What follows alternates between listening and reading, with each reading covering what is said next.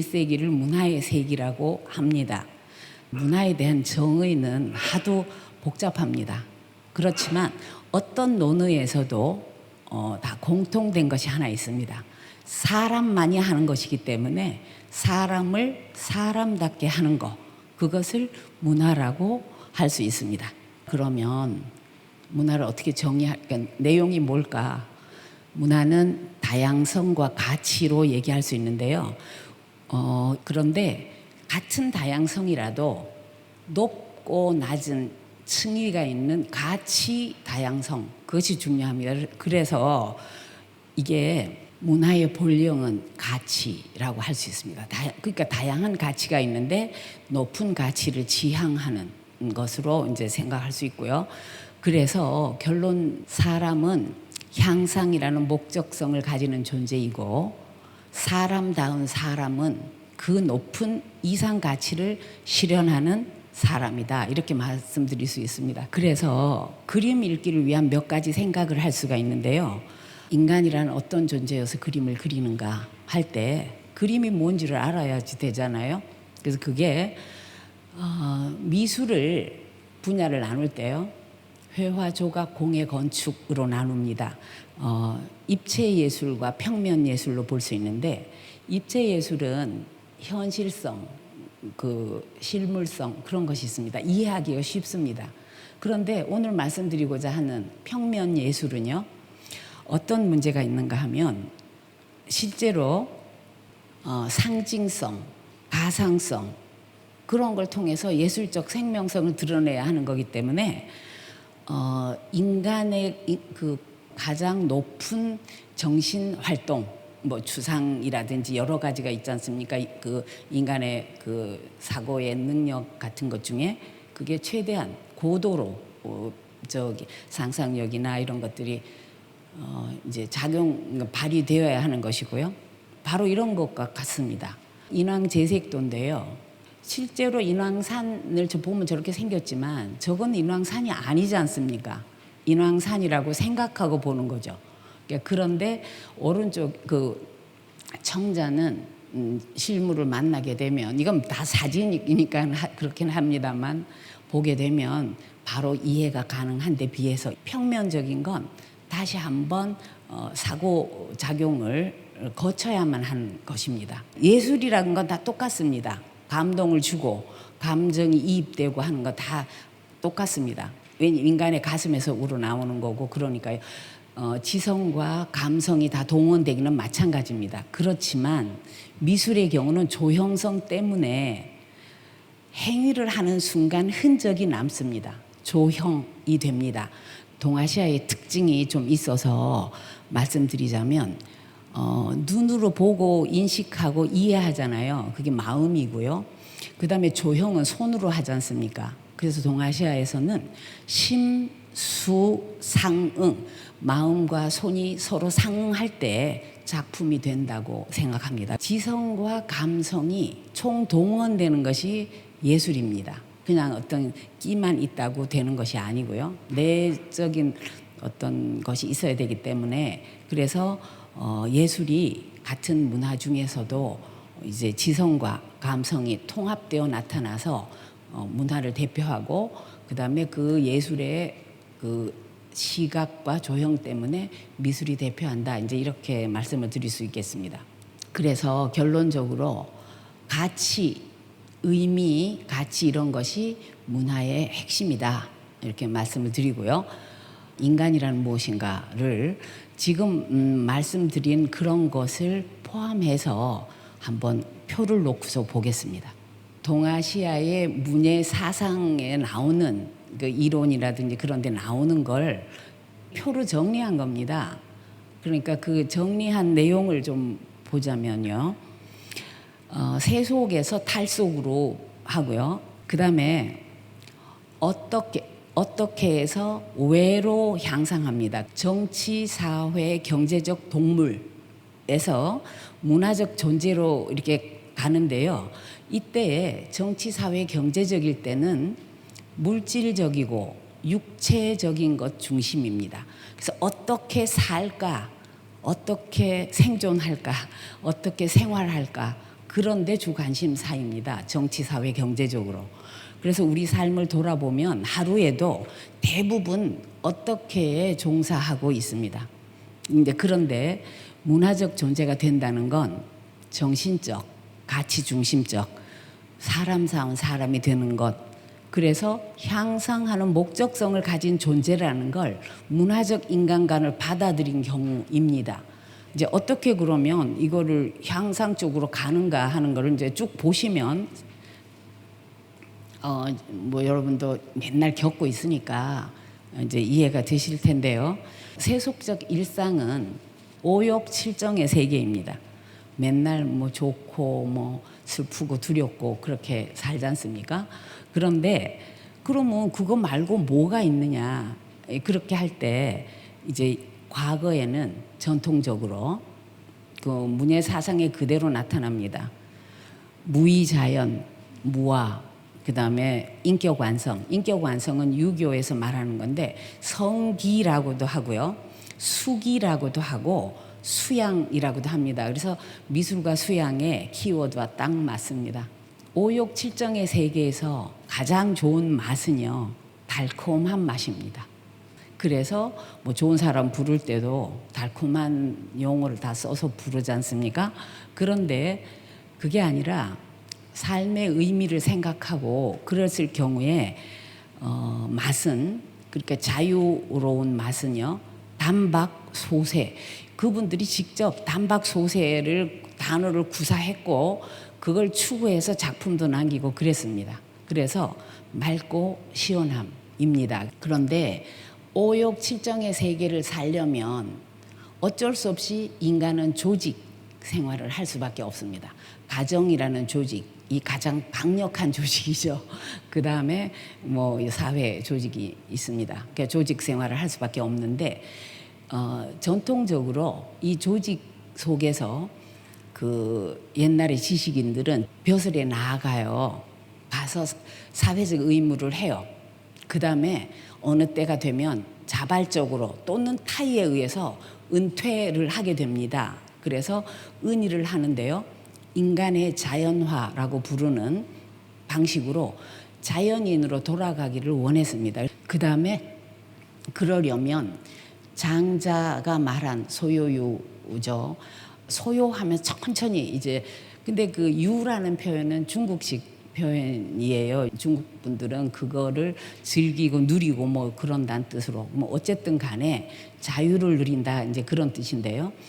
혼자서 늘 산과 들을 천천히 소요하면서 자유를 누릴 수 있는 그런 것이 구체적으로 회화적으로 번안이 되면 그게 와유입니다. 그래서 벼슬을 하거나 또 몸이 안 좋거나 뭐 어떤 상황에서 바깥을 소요할 수 없을 때, 그러면 저기 산수화를 그려다 놓고 방 안에다가 이게 감상을 하면서 유람하는 것처럼 하는 거예요. 따라서 소요유가 와유로 번안되고 그것이 산수화를 탄생시켰습니다. 어떻게를 추구하다가 보면 상식적 일상에서는 오욕칠정이 왜 있게 되냐면 행복이 있긴 있어요. 상식적 세계가 행복이 없다는 게 아닙니다. 짧은 행복, 무겁고 긴 부담의 원리가 작용합니다. 예외가 없습니다. 이것도. 그럴 때 전통적으로 본질을 생각하는 지성인들은, 지식인이기도 하지만 지성인들은 이걸 내가 왜 계속 이런 식으로 하고 있어야 돼? 하고 의미를, 왜를 물었던 것입니다. 왜를 물을 때는 시대를 막론하고 향상하게 되는 것이죠. 따라서 향상하려면 왜를 물어야 하는 거죠. 어떻게를 물으면, 그런데 표에 보다시피 길흉은 뭐 그냥 주관이 대부분입니다. 한 인간은 하루에도 길흉 이걸 다 가지고 있는데요. 그러나 이제 의식 수준이 향상된 사람은 매일 매시간 기륭에 매여 있는 게 아니라 선악이나 정사나 뭐 미추나 이런 데 매이게 돼 조금씩 올라가죠. 그런 뜻입니다. 이게 미추나 선악 가치를 가지고 있다 해서 기륭을 완전히 포기하거나 그런 뜻은 아니고요. 그런데 주관이 대부분인 데서 차츰차츰 객관이 커지게 됩니다. 성숙하는 데 따라서. 그러다가 완전히 객관화를 하게 되면, 그러면 이제 진정한 의미의 향상을 생각할 수 있는데요. 그게 문화적 인간관이 향상하는 인간관인데, 그러려면 열린 자세, 유연성, 지금 그 가운데 선이 이렇게 표에 가느다랗게 그어져 있지만 자기 자신을 진정으로 사랑하는 사람, 내가 왜 이렇게 살지? 의미를 묻는 사람만, 가치를 추구하려는 용기를 내는 사람, 그런 사람이 넘어설 수 있는 선이에요. 그 선이 간단한 것처럼 보여도 진정한 향상의 자리에 발을 들여놓을 수 있을까? 이제 그런 문제가 있습니다. 지금까지 말씀드린 것이 동아시아 문예 정신을 통하여 향상의 의미를 살펴본 것입니다. 다시 한번 정리하면 동아시아에서는 지식인의 필수 교양으로 시서화를 누구나 직접 그리기도 쓰고 짓기도 하면서 감상도 했습니다. 직접 그림 잘 못 그리는 사람은 사람 부탁해서라도 그림을 이제 즐기는데, 그렇게 돼야만 예술이 생활이고 생활이 예술이다, 이렇게 말씀할 수가 있겠죠. 자, 이제 문윤화 뜻읽기인데요. 이 사의란 말은 뜻을 그린다는, 사자는 그린다는 거잖아요. 뜻을 그리는 건데 무슨 뜻이냐? 춘향이 이도령 보고 싶은 뜻이 아니고요. 그건 뜻이라고 하지를 않고요. 의라고 할 때는 도, 참, 진에 이른, 진리에 이르는 뜻입니다. 그것을 그리는 것이 문예 활동, 시를 짓거나 뭐 이렇게 그림을 그리거나 할 때 목표입니다. 근데 그것이 삶으로 나타날 때는 탈속 은일이라는 것으로 구체적으로 나타납니다. 그래서 사의의 실천적 과정이고요. 그게 미술 작품으로 나타날 때는 단박 소세한 것으로 나타납니다. 맑고 시원한 것으로. 그것이 미적 가치입니다. 미적 가치로 전환되면 그게 맑고 시원한 상태가 되는 겁니다. 그래서 동아시아에서 작품 평가를 할 때 기운 생동이라고 하는데요. 서양에서는 밀도가 있다, 뭐가 있다, 지금 거기 있는 대로 그런 용어인데요. 기운 생동이라는 것은요, 이 장자의 소요유에 나오는 대로 이 융합하여 하나 되고 충만한 상태, 예술적 생명성, 이제 그런 것이고요. 그러려면 만권을 책을 읽고 만리의 길을 걸어서 이래야만 독만권서 행만리로 해야만 붓을 들 자격이 있다고 했습니다. 한번 볼까요? 동아시아에서 가치 있는 것으로 치는 그런, 예를 들면 상선약수 같은 것인데요. 그런 개념으로 그림을 그릴 때 이렇게 그 고사관수도 같은 것. 그래서 은자가 이렇게 물을 보고서 있을 때 이분이 뭘 생각했든지 간에 이런 가치가 있었다, 이제 이런 생각을 할 수가 있고요. 탁족도 마찬가지입니다. 이것도 은둔하는 사람이 이 탁족하는 장면, 이런 걸 보면 은자들의 일상, 여러 주제가 있는데, 소재도 있고 있는데요. 그걸 알 수가 있고요. 이렇게 그 이분의 표정이라든지 이 모습을 보면 매우 그 뭐랄까 지적이라고 할까, 그런 걸 알 수가 있을 텐데요. 그래서 은일이 이제 필수인데요.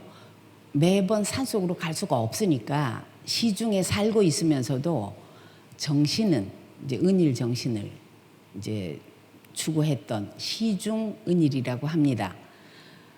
이 사의가요, 왜 오해를 더 사고 있는가 하면, 우리들에게 가치로 지금 인정받지 못한 것도 있지만, 우리가 눈 뜨지 못한 것도 있지만, 서양식 사고방식 때문인데요.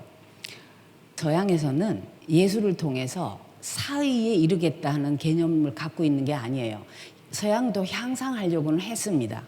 그러나 동아시아에서 추구했던 탈속적 개념이 없다는 그런 뜻입니다. 이게 이제 추사 김정희 그림인데요. 모네 그림이고요. 추구하는 바가 어디에 있는가 하는 걸 알 수 있습니다. 이렇게 대표적으로 뭐 수행하다시피 그림을 그린 그 모네의 경우도 동양화는 사의라는 게 들어있는데 서양화는 그렇지가 않거든요. 그래서 그 사이성이 잘 드러나게 된 것이 여백입니다. 여백을 운영을 잘 했는데요. 이제 달을 바라고 손가락을 이렇게 가리키면은 그게 사람이 달은 안 보고 손가락을 보게 되는 그 지월, 견지망월이라고 하는 손가락 보느라고 달을 잊어버리는 그런 게 없도록 하기 위한 동아시아의 그런 이제 말하자면 본질에 관한 그 정신 아닙니까? 근데 그거를 그림으로 나타낼 때는 홍운탁월이라고 해서 달을 그리지를 않고 달 가장자리만 칠하는 거예요. 동아시아 그림 중에 거의 뭐 예외 없이 달 그릴 때 달 가운데를 칠하는 경우는 없습니다. 그래서 여백은 동아시아 그림의 최대 발명인데 이것을 이해하지 못하게 되면 그리다 만 거, 남겨둔 거 또는 바탕, 정지된 공간 그런 정도로 생각하게 되는데 그렇지 않다는 걸 말씀을 드려서 고귀한 침묵이라고 할 수 있고요. 최상의 조형 언어, 그리지 않고 그린 거니까요. 근데 그의 본질은 가도, 비상도, 홍은탁월, 공영 뭐 이런 것입니다. 공영이란 건 텅 비면서도 영롱한 살아있는 기운 생동하는 그런 공간을 말합니다. 그래서 이 지성미와 교양미가 반영된 문인화를 그림을 뭐라고 부르냐면 문기, 서권기, 문자향 그렇게 부르는데 그게 문인화의 핵심 요소입니다. 그래야지 맑고 시원한 게 나타날 수가 있죠. 근데 그게 한국성을 왜 말씀드리냐 하면 똑같은 이런 맑고 시원함이 가장 맑고 시원함 중에 맑고 시원함을 구현해낸 것, 그것이 한국 그림입니다. 그래서 고요한 맑음, 은은한 투명성이라고 하는 예술적 생명성이 잘 살아 있습니다. 그래서 작품으로 한번 보면요. 여백이 이렇고요. 지금 달, 홍은탁월 방법, 김홍도 그림인데 그야말로 한국의 산자수명한 맛을 아주 가장 고도로 그려낸 작품이라고 생각되고요. 달을 가리키는 손가락을 보지 말고 달을 보라 할 때도 이 달에 그 가장자리를 칠해서 달은 그리지 않은 겁니다. 저게 여백인데 작은 여백이라고 할 수 있는데요. 그러니까 작품에 창 역할을 하고 생명성을 불어넣고 그렇습니다. 이게. 그래서 홍은탁월 아주 김홍도의 대표적인 작품이죠. 이게. 이렇게 설송도일 경우에도 눈이 핵심인데 눈은 그리지를 않았습니다.